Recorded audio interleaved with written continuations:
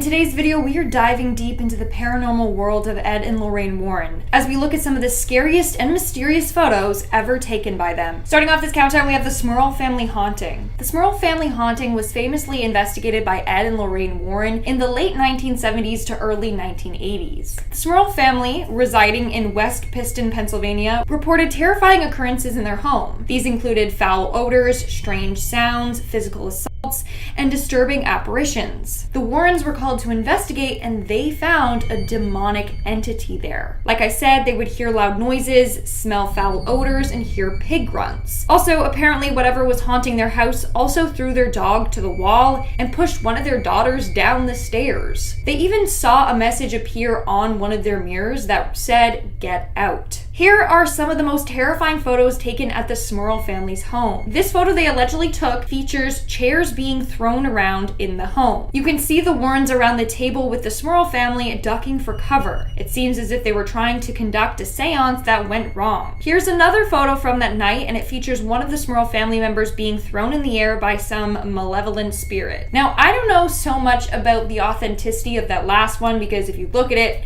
it literally looks fake, but I went on a bunch of different websites and they all said that these photos were taken by the Warrens at this house, so I don't know. In at number 9, we have the Gladsville haunting. The Gladsville haunting unfolded in Sydney, Australia, where a family reported a series of disturbing events in their home during the 1970s. These included poltergeist activity, such as furniture moving on its own, unexplained noises, and sightings of apparitions. The Warrens were called upon to assist them. Their investigation revealed that there was some sort of malevolent spirit living there. In this photo, we can see Lorraine Warren laying on her back in the Gladsville home. She's trying to connect with whatever presence is in the house. She explained that as she was doing this, she could feel the vibrations. Whatever that means, but she was like honing in and connecting to the spirits. And at number 8, we have the Enfield haunting photos. The Enfield haunting of the late 1970s in North London, England is one of the most famous cases investigated by Ed and Lorraine Warren. The Hodgson family reported a series of terrifying events in their house, including furniture moving, unexplained knocks, and the voices of disembodied entities. The Warrens were actually invited by the Society for Physical Research to observe and document the occurrences. They concluded that the house was haunted by multiple spirits, one in which kept possessing the youngest daughter, Janet. In fact, this is the story that inspired the movie The Conjuring 2. Here are a couple of creepy photos of Janet. This one shows her being hurled off the bed by an evil entity. The next photo allegedly shows Janet possessed by the entity in the home. And this is a photo of Peggy Hodgson, her mom, as a brick was flying directly towards her from this entity. And at number 7, we have the South End werewolf. Now, this is probably, perhaps, the most interesting case ever covered by Ed and Lorraine Warren. This tale takes place in Hartford, Connecticut, where residents reported encounters with a terrifying creature resembling a werewolf. Witnesses described a large hairy beast with glowing eyes, prowling the neighborhood and instilling fear in the community. This was Bill Ramsey. He was believed to be possessed by a demon that manifested itself in werewolf form. This happened when he was only 9 years old. While playing outside in his backyard one day, Ramsey felt a frigid cold overtake him, and his nostrils were overcome with an awful stench before he flew into a rage. He actually uprooted a fence post with the fence still attached, and he started gnawing on its wire meshing. Here's a creepy image of Ramsey in werewolf form. Spooky. And at number 6, we have Ed in his haunted house. The Warrens have been connected to the paranormal ever since they were literally children. When Ed was only 5, that's when he started experiencing paranormal activity. He actually grew up in a haunted home. The first apparition he saw was a dot of light that grew until it became his family's landlady, who had passed away the year before. Ed recalled that she was semi-transparent, wearing what looked like some sort of shroud. Then she vanished. Soon after, Ed was having dreams of deceased relatives that he had never met, including an aunt who had sent him a message about his future, telling him that he would help many priests but never become a priest himself. And look at that. It came true, because Ed is not a priest. but he's often called in by priests to, help with exorcisms and stuff like that. We are now at our 5th and halfway mark with the Amityville haunting. In 1974, the Lutz family moved into a large house in Amityville, New York, where a year earlier, Ronald Defoe Jr. had taken the lives of his 6 family members. Soon after moving in, the Lutzes experienced terrifying paranormal phenomena, including mysterious voices, unexplained odors, and swarms of flies. They claimed to have witnessed demonic apparitions and felt a malevolent presence in their home. The Warrens were called in to investigate, and their findings corroborated the Lutz's account of a haunting. Now, there are a number of creepy photos that the Warrens took while exploring this home, including photos of them trying to communicate with spirits and using spirit boxes and the other tools that they have. We are now at our 4th spot with Arne Johnson, The Devil Made Me Do It. In 1981, Arne Johnson was accused of murdering his landlord, Alan Bono, in Connecticut. But the defense argued that he was actually possessed by a demon, and the demon is the one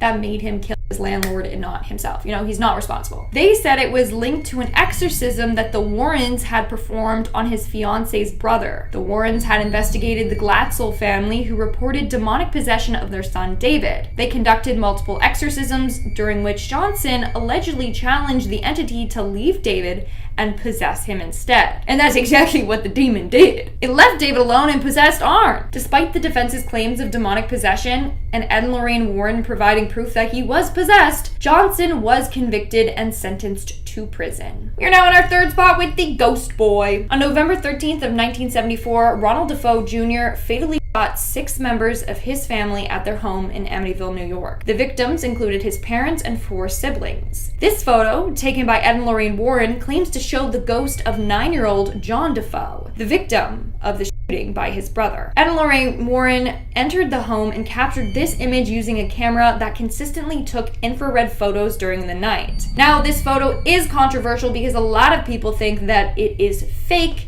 it is somehow edited, or they somehow manufactured it and that it's not real, but you can let me know your thoughts in the comments below, but it's a very controversial photo. In our 2nd spot today, we have the crying statue of Mary. This is a statue of Mary which is carved out of wood. What is weird, and as you can see here in the photo, is that it appears as if she is crying real tears. Now, they actually analyzed the tears and they were found to be real human tears. And obviously, tears can't flow out of statues or wood, so what is up with that? What's up with that? But tears would continue to flow out of the statue no matter if you wipe them away or not. They had taken every test that they possibly could take to make sure that this was not a hoax or a type of fraud. And boom, they couldn't prove that it was fake. And in our last spot today, we have the haunted couple. Ed and Lorraine Warren were called to investigate a home in which a couple just moved into. They heard all kinds of strange noises and footsteps and banging and knocking. So they decided to take photos around the house to see if they could capture anything paranormal on camera. And they did. This was taken right above their chair in the lowest level of their home. This ghost was not happy that the couple had moved into their home,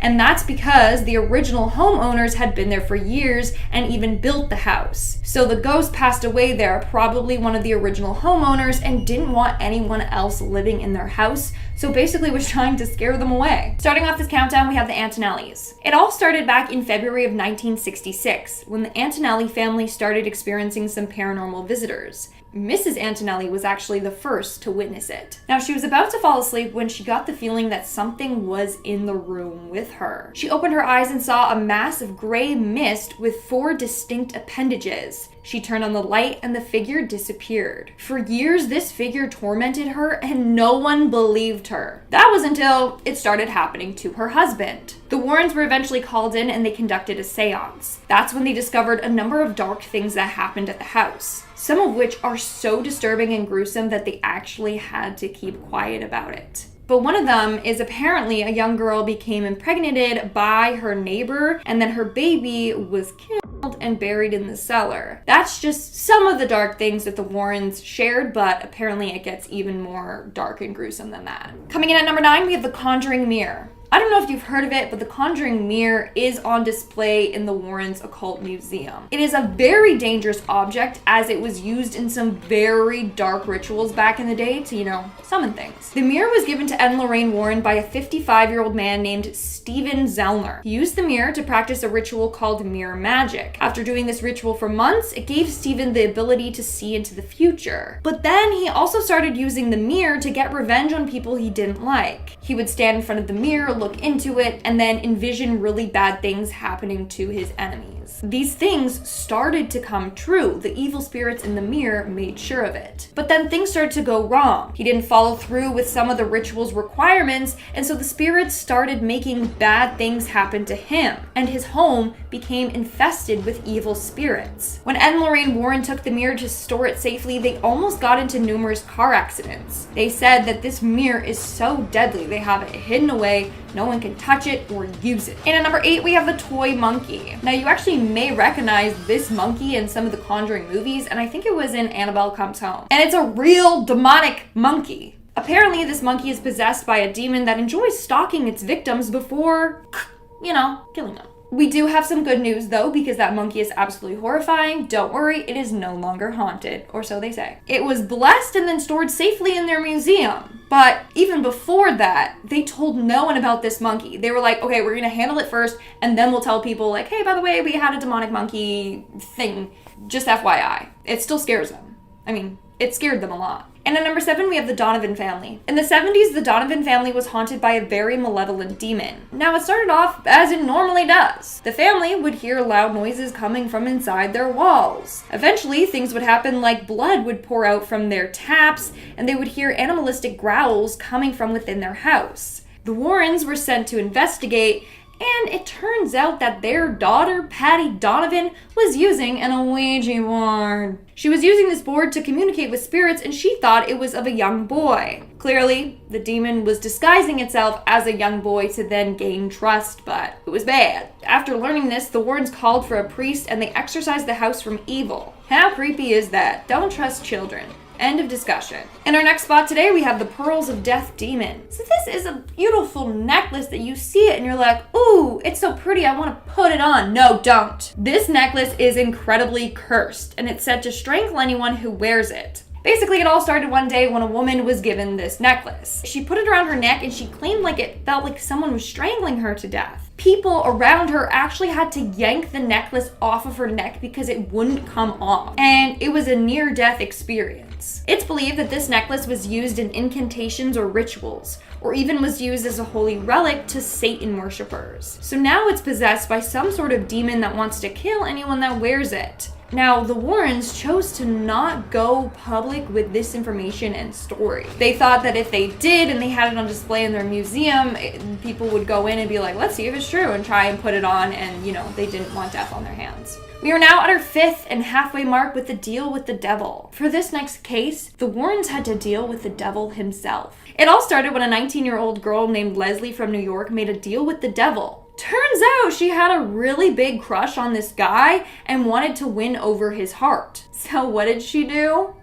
She made a deal with the devil. She offered him her soul if the devil gave her the boy that she had a crush on. The deal worked. She got the boy, but the devil got her. So the Warrens literally had to step in and save her from the freaking devil. That's some badass shit right there. In our 4th spot today, we have the Borley Rectory. The Borley Rectory is said to be the most haunted house in England. It was built in 1862, but sadly was damaged by a fire in 1939, and by 1944, the whole thing was demolished. Now here's the thing. Before it was demolished, people said it was extremely haunted. People would hear footsteps, see ghostly apparitions of a nun and a phantom coach. In fact, when Ed and Lorraine Warren visited this place, that's when she encountered a real-life demon that inspired Valak, from the Conjuring series. Yeah. While there, she also saw a headless demon monk walking around that left cryptic messages on the walls. She also saw ghostly nuns wandering the halls at night. That's when the Warrens hired a bunch of photographers to help capture evidence of these demons. They ended up encountering the ghost of a nun or a demon nun.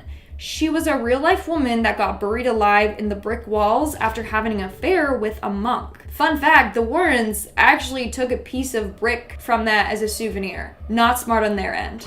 Just throwing that out there. In our third spot today, we have the Succubus demon. Now, the Succubus demon is said to take the form of an attractive female to try and seduce and trick men. It's actually common for men to be visited by this demon in their dreams. Well, while investigating the Smurl family haunting, Ed actually came in contact with a succubus demon. Both Ed and Lorraine Warren tried to move this demon from the Smurl family's home, but actually failed to do so. That's when they called in Pope Benedict XVI for help, and they performed a bunch of ritual exorcisms on the house. And I don't know why, but they kept it a huge secret from everyone. Maybe they were embarrassed. In our second spot today, we have the childhood demons. Ed Warren actually started to see ghosts when he was only 5 years old. He claimed that he would see an apparition of a woman. It first started off as this small light of dot, and then it would just expand and transition into a woman. After that, Ed would see his dead relatives that he had never even met before.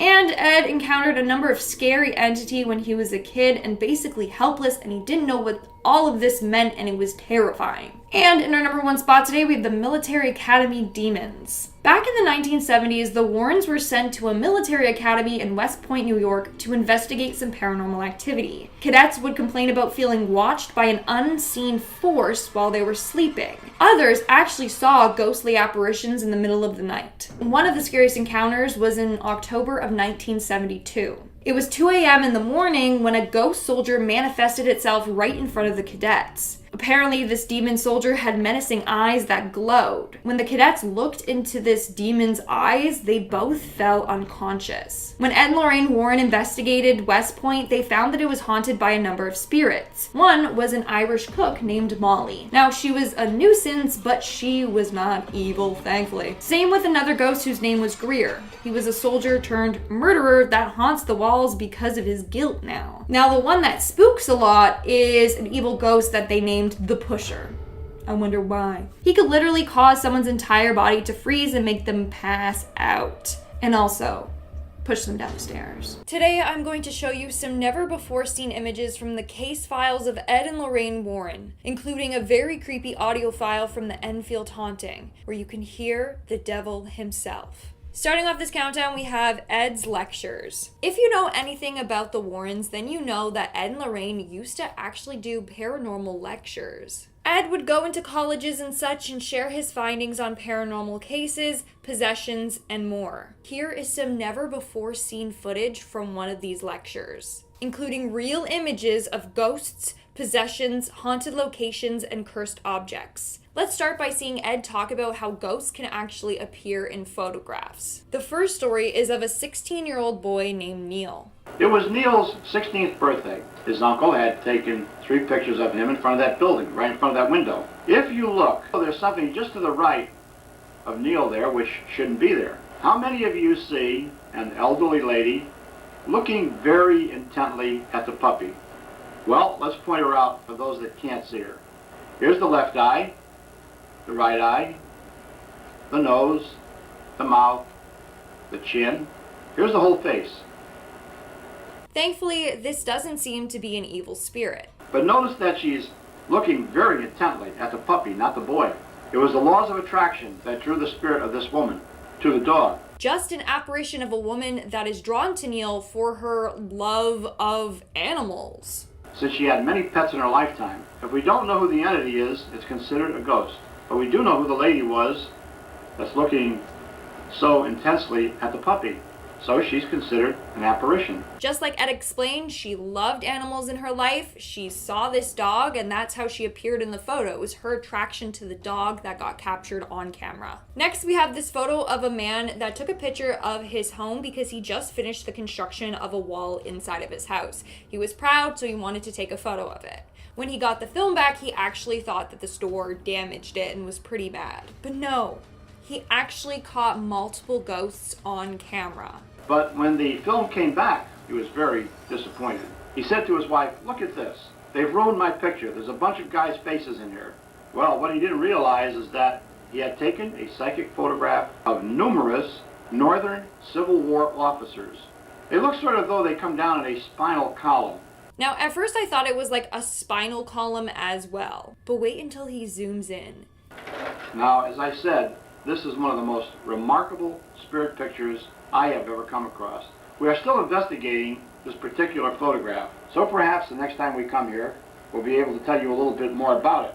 That is insane. It is clear as day a bunch of faces that's there. The next photo is one of the more scarier ones. How would you like to see this gentleman standing by your bookcase when you get home tonight? Imagine seeing that man develop in a photo of your home. You wouldn't feel safe anymore. Let us say that you do go home tonight, you have a friend with you, you open up the door, snap on the lights, and you see this gentleman standing by the bookcase.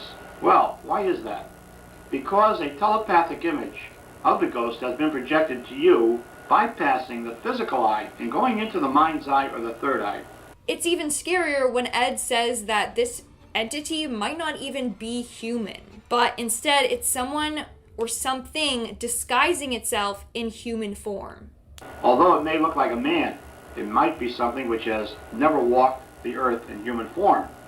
Next up, we have the Amityville haunting. The Amityville case affected our personal lives more than any case we ever worked on. In 1974, the Lutz family moved into a large Dutch colonial house in Amityville, New York. Previously, Ronald Defoe Jr. had murdered 6 of his family members in this same house. So as soon as they moved in, obviously scary paranormal stuff started to happen. This is just a little backstory in case you didn't know the case. The Lutz family started hearing mysterious voices, unexplained odors, and there was swarms of flies. They claimed to have witnessed demonic apparitions and felt a malevolent presence in their home. And as soon as Lorraine entered the house, she too felt very uneasy. She didn't understand why, though. It was the middle of the night when we came home, and I had contacted many priests. I was fearful, but Tony, I didn't know what I was fearful of. I mean, it was just another case. So I really didn't know what I was so fearful of. In fact, a lot of people that went into this house and talked about their experiences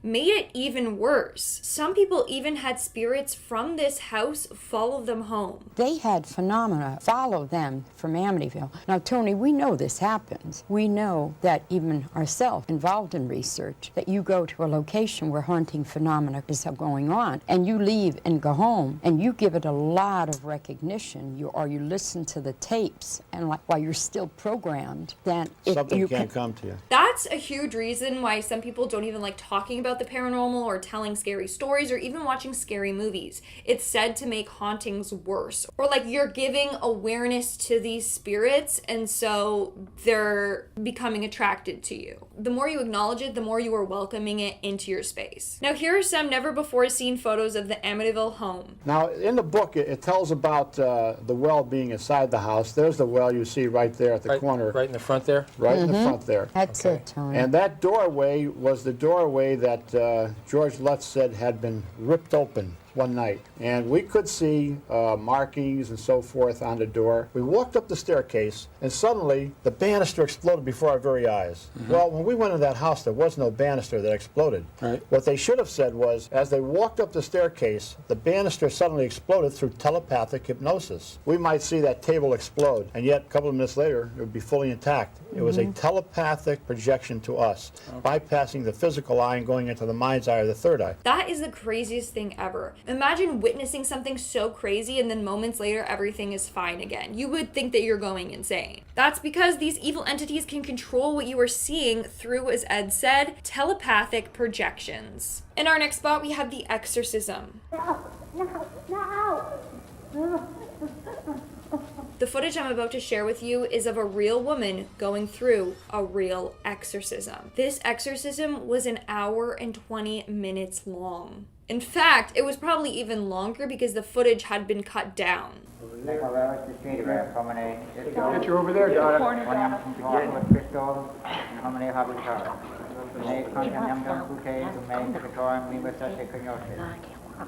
Although it's blurred, we can still see how crazy this woman is acting, and we can hear all the weird noises that she's making. You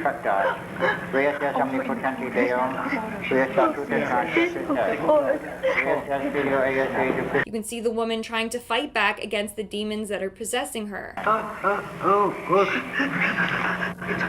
Tell me your name, devil. Devil, tell me your name.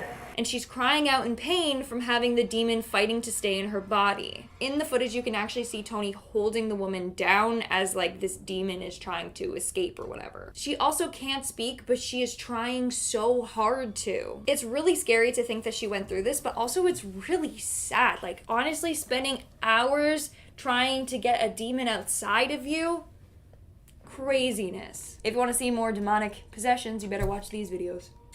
In our next spot, we have Ed Lectures Part 2. So in the same lecture as before, Ed goes on to talk about Ouija boards. And he shares the story of this 13-year-old girl that was fooling around with one with her friend. Some years ago, she and her 10-year-old cousin had been using the Ouija board as a game. Well, the spirit that they were communicating with said that it was that of an 18-year-old boy. It said that it had been killed by the police in a rape attempt. So at first they thought that they were in contact with an 18-year-old boy who was killed by the police in a rape attempt. Or so that's what the spirit told them. Her and her friend then did what you're never supposed to do when using a Ouija board. They asked the spirit to prove that it was there, to show itself in some form. And it did. 20 minutes after this young girl retired to bed, her mother heard screams coming from the bedroom. She ran in. The girl was thrashing about, yelling her head off that something had gotten into bed with her, that she could feel hands on her body. The spirit that they thought they were talking to was not of an 18-year-old boy, but of a malevolent spirit pretending to be one. This photo was taken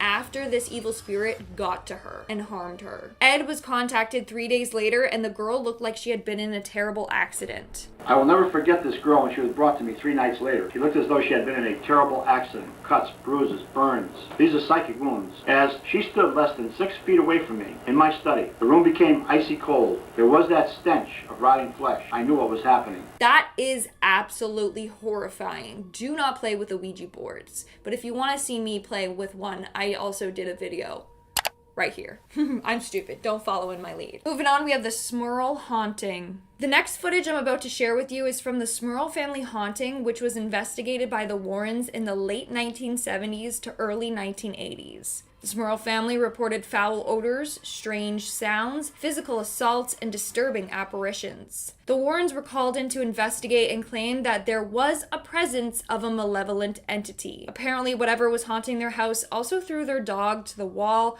pushed one of their daughters down the stairs, and so much more. They even said that they saw a message appear on a mirror that read, "Get out." This is footage of Lorraine Warren exploring the haunted property and basically going in depth about the paranormal activity that this family faced.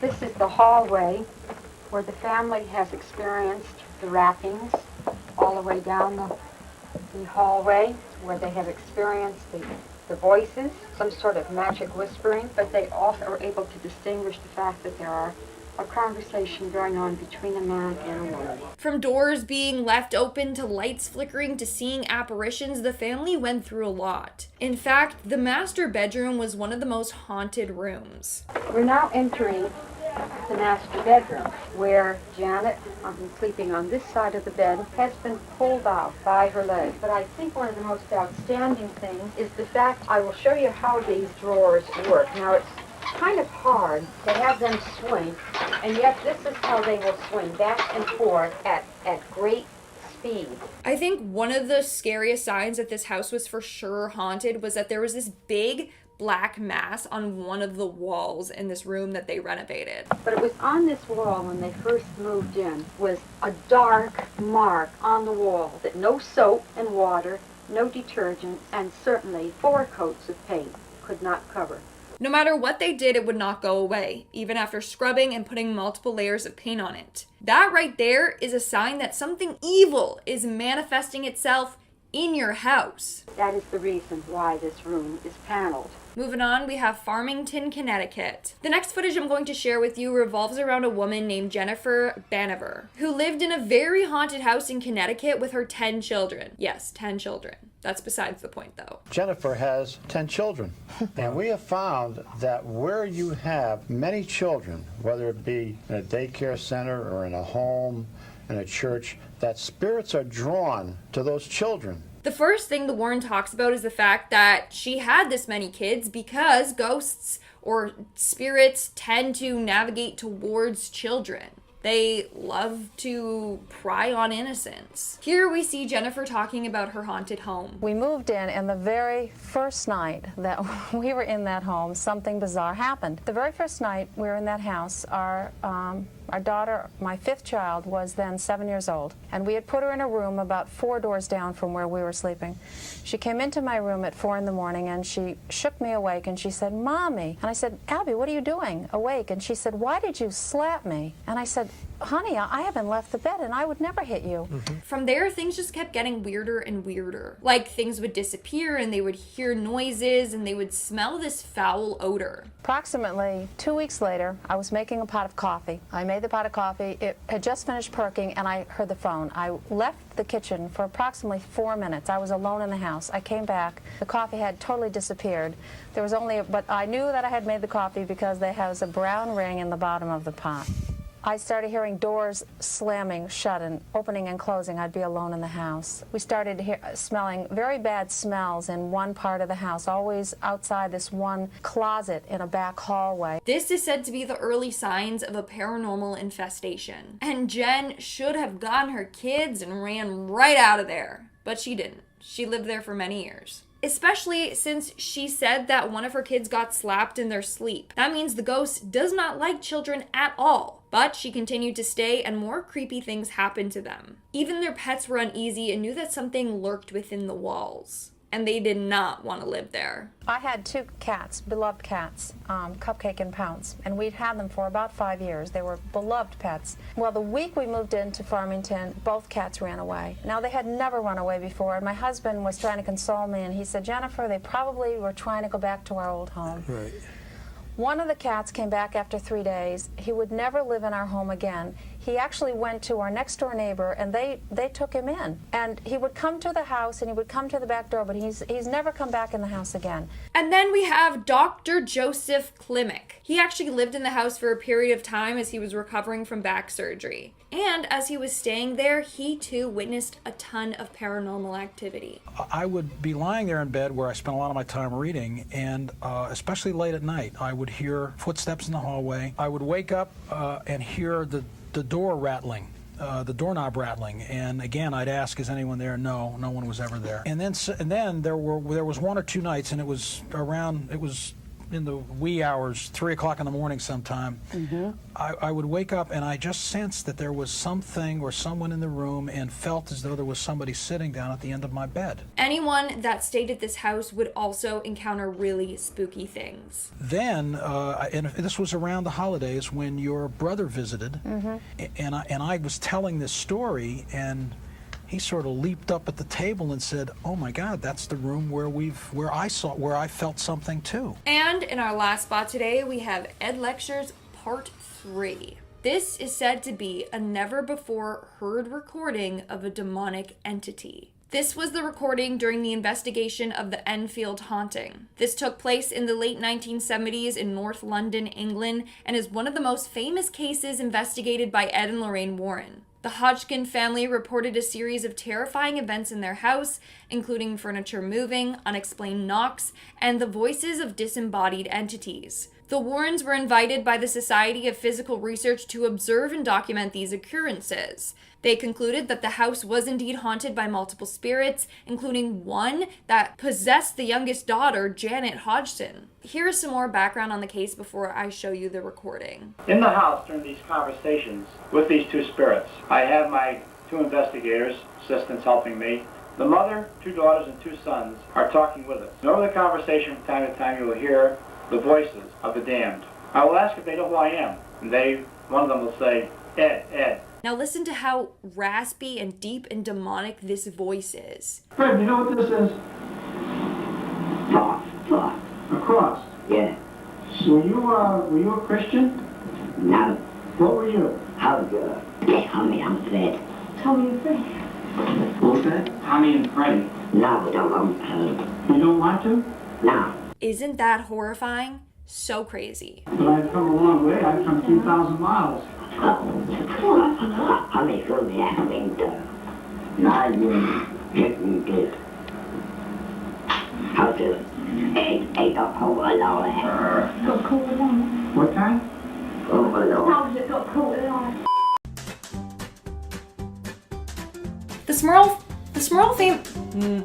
The Smurl family haunting was, the Warrens were called to investigate and they found a You can see the Warrens around the table with the Smurl family ducking for cover. Oh my god. The Hodgson.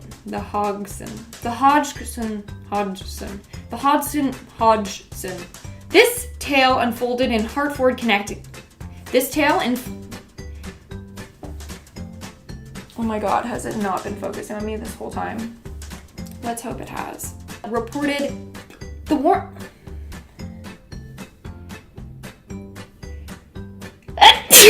Okay. In 1974, the Lutz family moved into a large Dutch colonial home? No, it's colonial. I fucking hate that word. In 1974, the Lutz family moved into a large Dutch colonial home in Amityville. Whatever. The Warrens were called in to investigate, and their findings corroborated. Now, they argued that it was linked to an exorcism that the Warrens had performed on his